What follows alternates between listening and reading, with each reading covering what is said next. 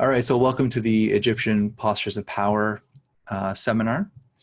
And many of you have been watching me for quite a while, and you'll know that about 2 years ago, I actually had a very severe accident, a very severe accident. I'm laughing about it now, but back then it wasn't very funny. I actually fell down a flight of stairs in my own home with the lights off, which was a pretty dumb experience, but you know, it happens to the best of us. And I actually broke my back, and I broke my back in 3 different places. I had a compound fracture in my T7 vertebrae. I also had broken my backbone in half, if you can see where that picture to the right is. And subsequently, we had to do emergency surgery because the type of break that I sustained, it's called a 3-tier break, which means that the spinal cord, there's nothing holding the spinal cord in place. So if I twisted the wrong way, or if I fell again, God forbid, I could be paralyzed for the rest of my life, or I could basically die. So that's how severe this injury was. And, you know, in the operation they put, as you can see in this picture, I have 2 metal rods on either side of my vertebrae from T5 to T9, I believe, and 10 screws, 5 on each side, going into the vertebrae. So I really wasn't a happy camper about 2 years ago, but because of the work that I've been doing for many years, I knew that this was something that I could definitely overcome and regain the strength back to walk again and move and to heal. And I would say everything in life is an experience. Everything in life is a test. And I really had to put my tools to use. So my whole life I've been an experiencer, and we'll get into a little bit more of that later, but I go around the world basically teaching the Egyptian postures, teaching this Qigong movements and how to heal using your own body. But 2 years ago, I was faced with something very strange, because what happens if you're completely paralyzed? What if you can't move? How do you do the healing work? How do you use your own energy to stimulate the healing? And what I learned was that it all comes down to, number one, is your mind is the most important thing in all of this. Your mind has to be very clear and know exactly what you want and how to manifest it. And the second thing is your breath. And those are actually the only 2 things I had available to me, because when this originally happened to me, I was basically paralyzed. I couldn't really move at all. So the only thing I could do was use my mind and use my breathing. And later on in the presentation, I'm going to teach you the type of breathing, but it's like a Qigong breath. You breathe in through your nose, deeply into your stomach. And I had these incredible experiences when I was in the hospital, which I'm going to share quickly with you. So basically, I'm in the hospital, and I'm very anti-pain medication. And I know a lot of people are, and the nurses and the doctors were pretty adamant that I go on have morphine drip, and because I was in a lot of pain. But I tried my best to not take it, because I get very, very sick when I take these type of opiates. So I'm in the hospital bed, and I'm just breathing and doing my meditation, clearing my mind. And as I'm breathing deeply into my stomach, I enter into an altered state of consciousness. We can call it like a visionary state or a dream state. And in this vision, I saw this copper coil, just like you see in the top left-hand corner of your screen. It was this perfect copper coil, very much like a Tesla coil. And next to it, there was a field. It was almost like this magnetic invisible field was next to this coil. And as I was breathing into my stomach with this Qigong breath, I could feel this field moving slowly towards this spiral. And when the field touched this copper spiral, it immediately lit up like a fire element, just like on the stove. So this coil just turned bright red with heat. And when this happened, my whole body ignited in this heat and this fire. And I knew immediately that this was the healing heat, the healing fire that many religions, many shamans and Qigong practitioners, they always talk about this healing energy that the body can produce by itself. And once I was tapped into that fire and I could feel it through my whole body, I used my mind. And I took the mind and I focused my intention on the broken parts of my body. I focused it on my spine. And when I did this, my pain actually increased substantially. So my pain level went way up, and I started to feel like the muscles in my back were spasming uncontrollably. I felt things kind of moving and shaking in my body as I did this. And it was almost like as I focused this fire energy, this healing fire energy into the spot that needed the work, it's almost like it was moving muscles or moving bones. It was really a powerful, powerful experience. And I knew that even though I couldn't move my body or do any type of healing work using postures, just by coming right back to the basics of the intention, the mind, the alternate state of the mind, and the breath, that's what created this experience. And as I was in the hospital, I would go back into this type of meditation and activate this heat in the body. And when I activated the heat, I could use my mind and I could actually move that heat to any place in my body that needed work. So this was a new type of experience for me. And this was a new healing technique that I personally used while I was in my worst condition to get myself better. And I healed exceptionally fast. I mean, exceptionally fast. And I had zero complications. In fact, a couple days after surgery, I think it was like 2 or 3 days after surgery, I got out of bed myself to go use the washroom, and everybody was very shocked and very angry with me that I even attempted to get out of the bed. But I knew in my mind that I could do it. And I was in a state where I had the capability to do it. And this is what a lot of people have to remember about healing, is that the mind is extremely powerful.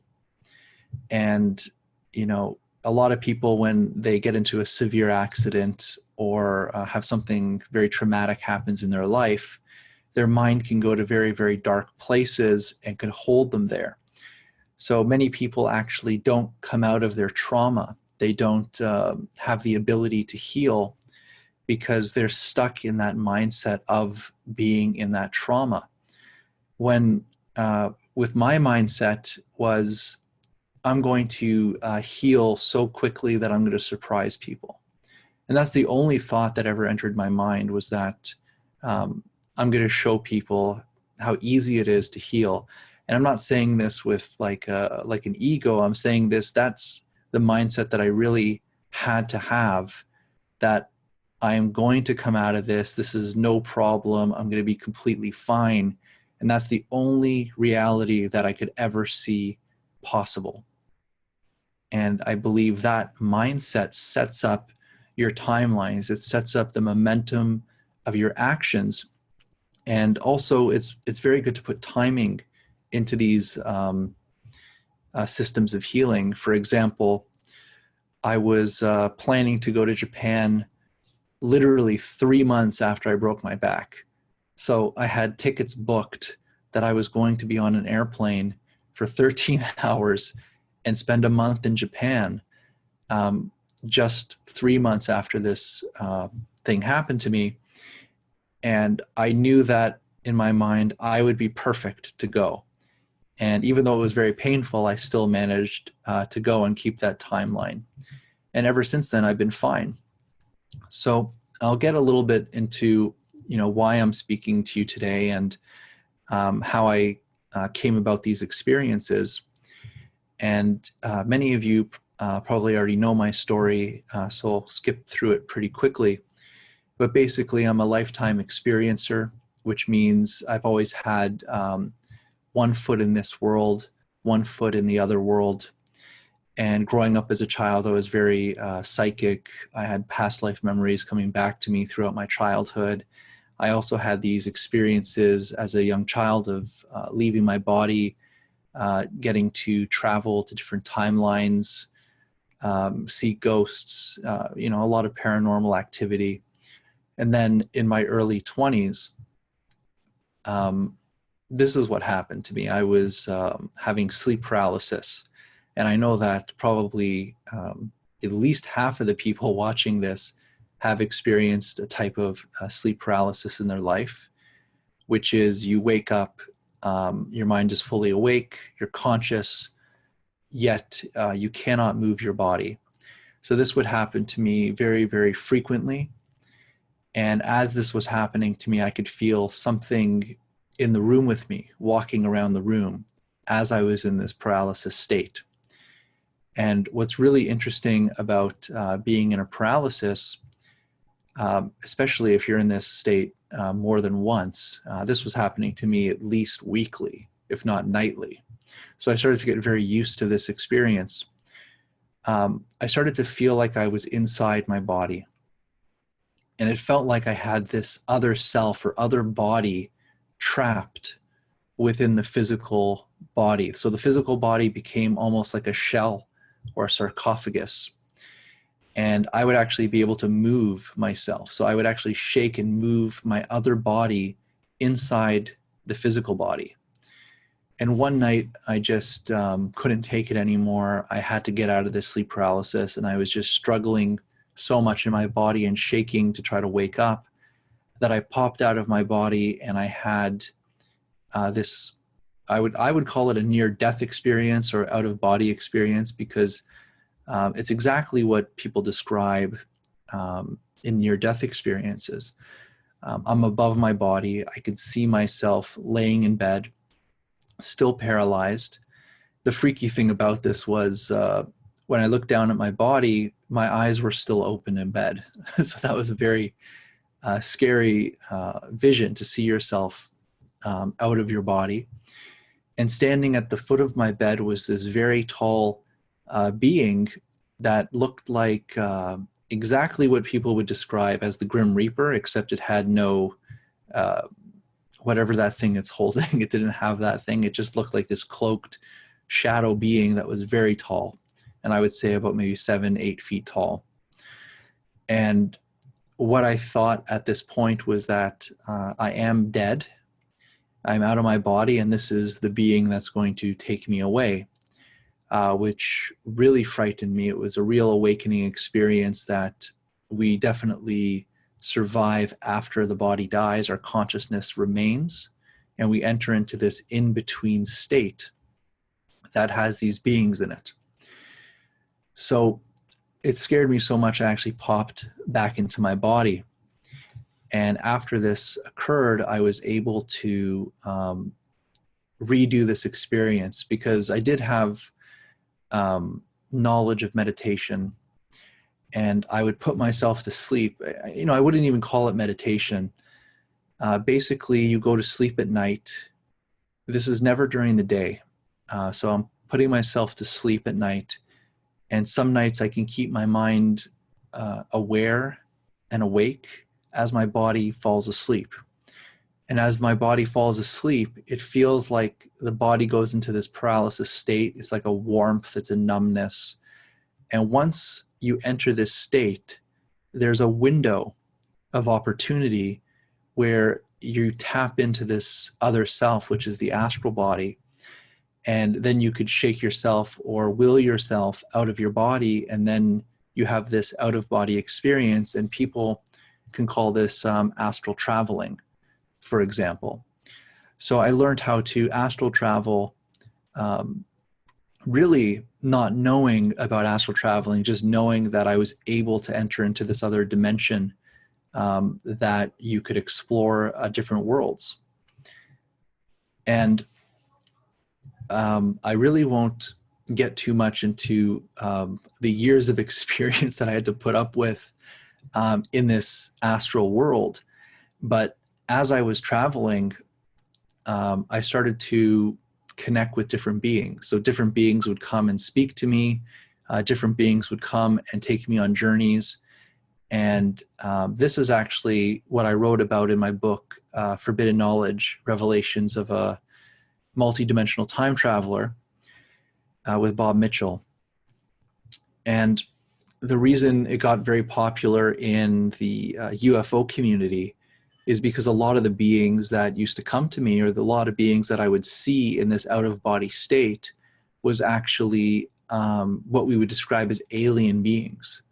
So I've seen, your typical grays, I've seen reptilians, I've seen mantid beings, I've seen all types of weird beings, very, very small beings, very, very tall beings.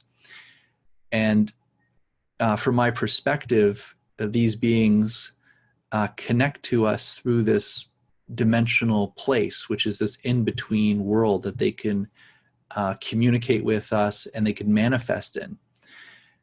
So I wrote about that in that book, but one of the beings that came to see me was telling me something very interesting. They were saying, before you become who you're supposed to become, you have to heal yourself.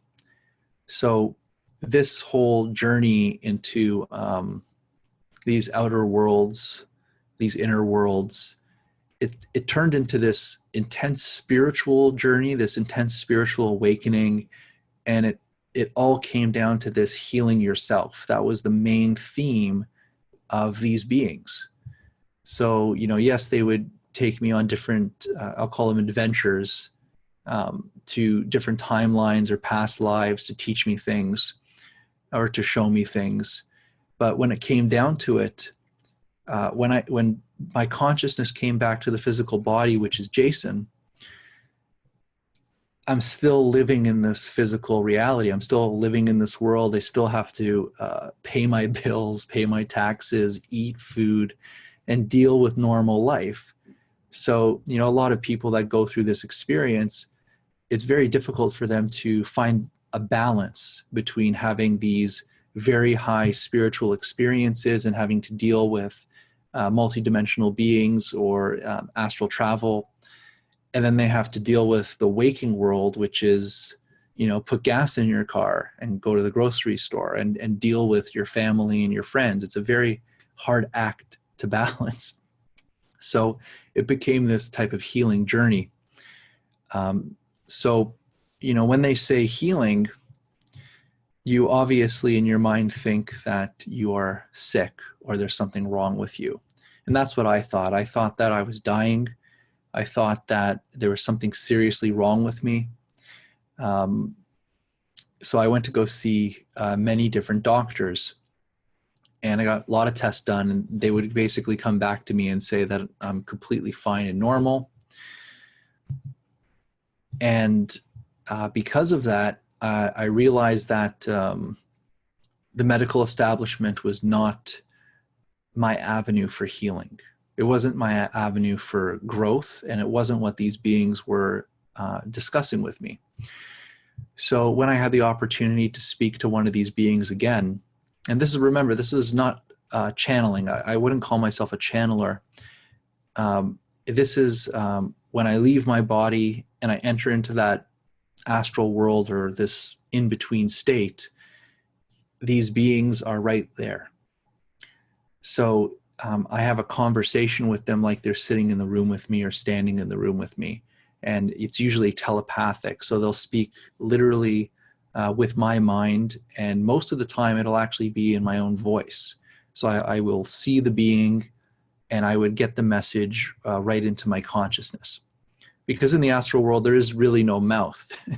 There is really no breathing. There really is no eyes in the astral world. It's very different.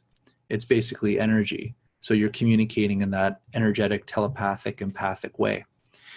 And what they were imparting on me was that I needed to take a new journey in life. I needed to literally stop what I was doing.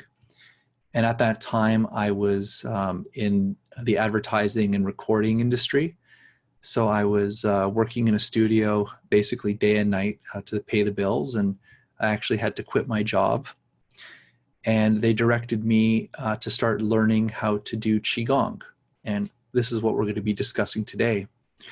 Luckily for me, I had someone in my family who's a Qigong practitioner, a Qigong teacher, and also a channeler, a very good channeler, which was my cousin. So when they told me I needed to learn Qigong, I just called my cousin up and I said, I need to, this is what's been happening to me and I have to learn Qigong. So I started to learn a Qigong system called Qi Lao Qigong, which is a Chinese system of Qigong. Then these beings would also direct me into changing my diet because my whole life I was actually very sick. I had IBS, which means anything I ate basically made me very sick. So I started to fast. I started to cleanse my body. I started to eat different foods. In fact, I became a complete vegan for many years, actually, during this time. And I went back to school. I learned about essential oils, different plant medicines to take, so all natural things. And I was also guided to use different crystals and stones. And just to prove to you that literally I have crystals everywhere. I literally have crystals surrounding me all the time. My house is full of crystals that, you surround yourself with very powerful earth energies to connect your consciousness and your energy field to the earth. Then I went back to school for energy medicine. I went back to school for energy medicine. I also, after I went through energy medicine, I started to look into Algonquin shamanism, and I started to become a student of Algonquin shamanism, and learned how to Taoist using a pendulum, how to tune the consciousness into your environment, into yourself. So because of these beings interacting with me, it basically stopped me in my tracks because I knew I was going down a very bad direction in life. I knew that if I continued just normal life, I probably would not be on this planet very long. I probably would have died many years ago. And it was that interaction between these different beings telling me that I needed to heal myself and go on a new journey in life. I think this is what really basically saved me, turned my life around. Not that I had a bad life, but I was very sick, I believed. And we become this archetype. And each one of us, every single person here in the world actually, has to go through the archetype of Chiron, which is the wounded healer. And Chiron basically means the journey of the soul to reconnect to their spiritual source through the process of healing themselves and becoming the healer. So I knew that I had to take responsibility. And this is also a very strong message that the beings would always say to me, is that, there are many energies and beings and things in this world that will assist us and help us. But we have to take the responsibility. We have to take the first step. Once we set that mind and intention that we are going to heal ourselves, or we're going to do something in our lives, right when we get that solid direction, that solid purpose of what we want to do, then these beings, then these spiritual energies start to support us in our journey, but we have to take that first step. And I found that through healing myself, through doing the Qigong and doing all these practices, I started to become more aware of what was actually happening to me. I was starting to actually feel energy for the first time in my life. I could feel the energy moving through my body. I could feel the acupuncture points in my body, around my body. I could feel my energy fields around me. So this whole new world of energy started to open up to me because I was going down this path of healing, because I was going down this path of Qigong. I started to not be numb anymore. And in our society, we love being numb. I would say most of us are numb. And we even take drugs like alcohol to numb us more. So we're numbing our pains with pharmaceuticals and with different drugs and alcohol because we don't want to feel. And I found that the true healing that I was being shown, you had to feel again. You had to learn the feeling of your body. You had to feel all the energy moving through you and around you. And when you do this, you start to have these incredible spiritual awakenings, so that you know what will affect you, what's your energy, what's not your energy. And in doing so, you become your own healer. And then you could teach others. So I'm not entirely sure the exact date. I'm guessing 2005. It's got to be around 2005. I was at a health show, and I was walking by a booth. It was called Shungite, Secret Russian Stone. And they had these cylinders at this booth. And Shungite is the black stone right here. It's a carbon stone. The other one is soapstone. And at this booth, it showed pictures of these statues from Egypt. And they would have a circle around the hands of these pharaohs. And it says, what were they holding? And I really, at this point, got very drawn in to this statue. And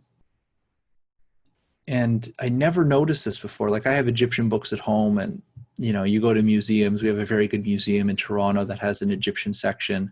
I never noticed that most of these statues were holding something in their hands.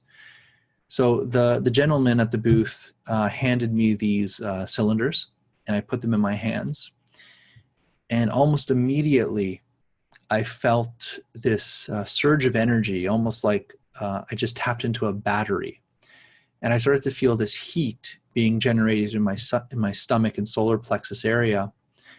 And I was actually familiar with this feeling of energy, because when I do my Qigong work, I can feel that after doing Qigong. But just by holding these cylinders, I could start to feel this energy being pooled or built up in my stomach. So I knew that there was something very special about these rods.